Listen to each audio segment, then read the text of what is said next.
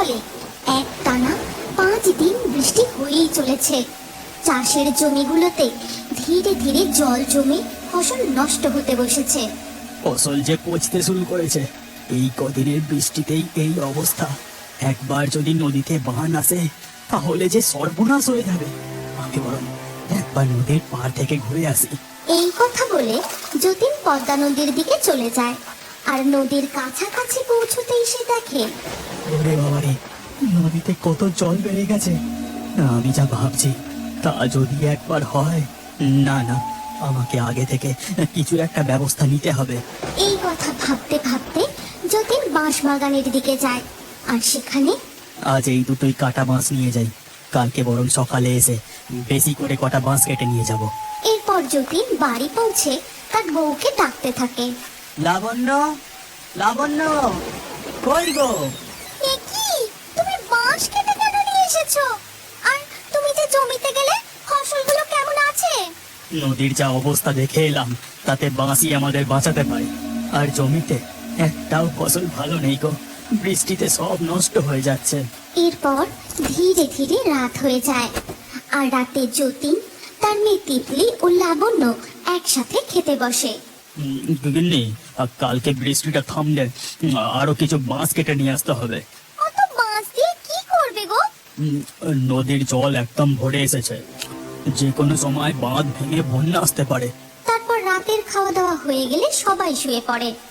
এরপর রাত যত বাড়ে তার সাথে বৃষ্টির বেগও বাড়তে থাকে। সারা রাত ঝমঝম করে বৃষ্টি হয়েই চলে। ওদিকে বহু দূরে জঙ্গলের নদীতে দেখা যায়। আমি আর এগোতে পারছি না, আমি যে খুব আহত। তুমি আমাদের মেয়েকে নিয়ে নিরাপদ কোনো জলাশয় বা পুকুরে আশ্রয় নাও।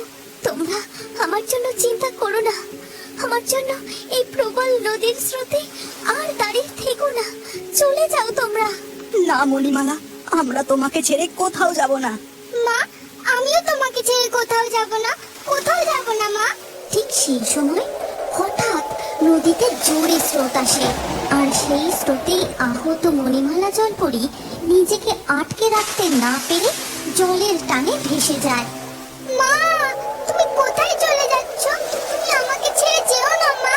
ও মা, তুমি আমার কাছে আসো, যেও না আমাকে ছেড়ে। মণিমালা, মণিমালা, তোমার কিচ্ছু হবে না, আমি আসছি, আমি তোমাকে বাঁচাতে আসছি। হে রক্ষমার, তুমি আমাকে বাঁচানোর জন্য স্রোতের মুখে এসো না, তাহলে যে তোমরাও ভেসে যাবে। দেখতে দেখতে মণিমালা জলপরি নদীর প্রবল স্রোতে অনেক দূর ভেসে যায়। আহত মণিমালা একটুও সাঁতার কাটতে পারে না। নদীর জলে ভাসতে ভাসতে সে বহু দূর চলে যায়। এরপর ধীরে ধীরে সকাল হয়ে যায়। আকাশের মেঘও একটু পরিষ্কার হয়। মা, আমি একটু খেলতে চাই না, কদিন থেকে বাইরে একটুও খেলতে পারিনি। বেশি দেরি করব না, এক্ষুনি চলে আসবো। না, একদম না, কোথাও যাওয়া যাবে না এখন। বৃষ্টিটা একটু থেমেছে, যাই আমি তাড়াতাড়ি গরুর দুধটা দুয়ে নিই। শোনো গিন্নি, পদ্মার কাছে ওই বাঁশ বাগান থেকে আমি কটা বাঁশ কাটতে যাচ্ছি, ফিরতে একটু দেরি হবে। ঠিক আছে, সাবধানে যেও। এই বলে লাবণ্য তাদের গরুর দুধ দুইতে শুরু করে। আর তিতলি পাশে দাঁড়িয়ে বলে, ও মামা, একটু খেলতে যাই না মা। ঠিক আছে, যা তবে। এই বর্ষা বাদলের দিনে বেশি দূর কোথাও খেলতে যাস না, কখন যে হঠাৎ বৃষ্টি শুরু হয়ে যায় তার কোনো ঠিক নেই। মায়ের অনুমতি পেয়ে তিতলি মনের আনন্দে খেলতে চলে যায়। এই চল না, আমরা সবাই মিলে নদীর জল দেখতে যাই, নদীতে অনেক জল বেড়েছে। না না, নদীর কাছে যাওয়া ঠিক হবে না, ওখানে বিপদ হতে পারে। চল না, কিচ্ছু হবে না, আমরা দূর থেকে নদীর জল দেখেই চলে আসবো। ঠিক আছে, চল তবে। তিতলি ও তার বন্ধুরা মিলে খেলতে খেলতে পদ্মা নদীর জল দেখতে চলে যায়। আর ওদিকে যতীন বাঁশ বাগানে। বাঁশগুলো কাটা হয়ে গেছে, এবার তাড়াতাড়ি বাড়ি নিয়ে যাই, কাজ শুরু করতে হবে। এমন সময় যতীন হঠাৎ নদীর পাড় থেকে কার যেন কান্নার শব্দ শুনতে পায়। নদীর দিক থেকে কার যেন কান্নার শব্দ পাচ্ছি না। হ্যাঁ, যাই একবার গিয়ে দেখি। যতীন নদীর পাড়ে গিয়ে দেখে এক আশ্চর্য ঘটনা। নদীর ধারে একটা গাছের গুড়িতে আটকে রয়েছে এক জলপরী। যতীন তার কষ্ট দেখে তার কাছে যায় আর জিজ্ঞাসা করে, জলপরি, তুমি তো আহত, তুমি এখানে এলে কিভাবে?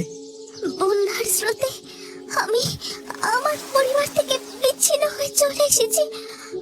আমি আর পারছি না, মনে হয় এবার আমার সময় হয়ে এসেছে। তুমি চিন্তা করো না জলপরি, আমি তোমায় সুস্থ করে তুলবো, তোমার কিচ্ছু হবে না। এই কথা বলে যতীন সবার চোখের আড়ালে জলপরীকে তাদের বাড়ি নিয়ে এসে চৌবাচ্চায় রেখে দেয়। তারপর তার বউকে ডাকে। লাবণ্য, লাবণ্য, তাড়াতাড়ি করে জড়িবুটির ওষুধটা এখানে নিয়ে আসো।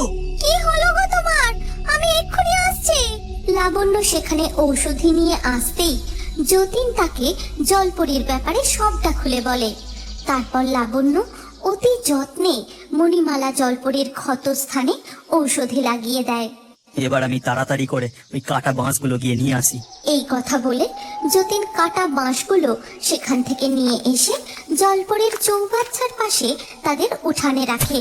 এরপর আবার বিদ্যুৎ গর্জে শুরু হয় ঝমঝম করে বৃষ্টি। সব কটা বাঁশ জড়ো হয়ে গেছে, তাড়াতাড়ি কাজ শুরু করে দিই।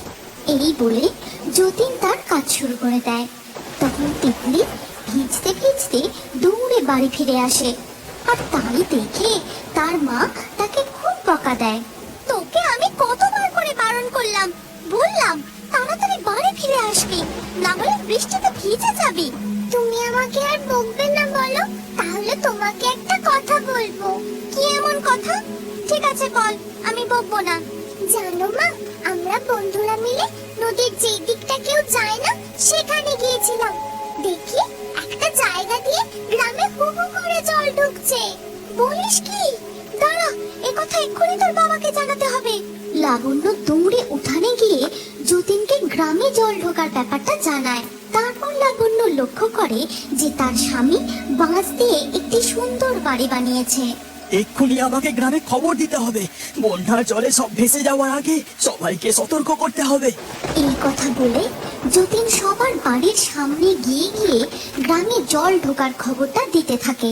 শোনো গো শোনো, পদ্মার জল গ্রামে ঢুকতে শুরু করেছে, তোমরা যে যা পারো ঘর ছেড়ে দূরে কোথাও চলে যাও, উঁচু স্থানে আশ্রয় নাও। এরপর গ্রামের মানুষজন বন্যা থেকে প্রাণ বাঁচাতে যে যেখানে পারে নিরাপদ জায়গায় চলে যায়। ততক্ষণে নদীর জল উপচে গ্রামে প্রবেশ করতে থাকে। যতীন বাড়ি ফিরে গিয়ে তার মেয়ে, বউ ও গরুকে নিয়ে জলে ভাসমান বাঁশের ঘরে আশ্রয় নেয়। এরপর জল বেড়ে বন্যার আকার ধারণ করে। তখন তিতলি হঠাৎ লক্ষ্য করে, মা, বাবা, ওই দেখো কে একজন জলে ভেসে যাচ্ছে। ও যে সাঁতার কাটতে পারছে না, এক্ষুনি ওকে জল থেকে টেনে না তুললে বিপদ হয়ে যাবে। কিন্তু তাড়াতাড়ি ওর কাছে পৌঁছবো কি করে?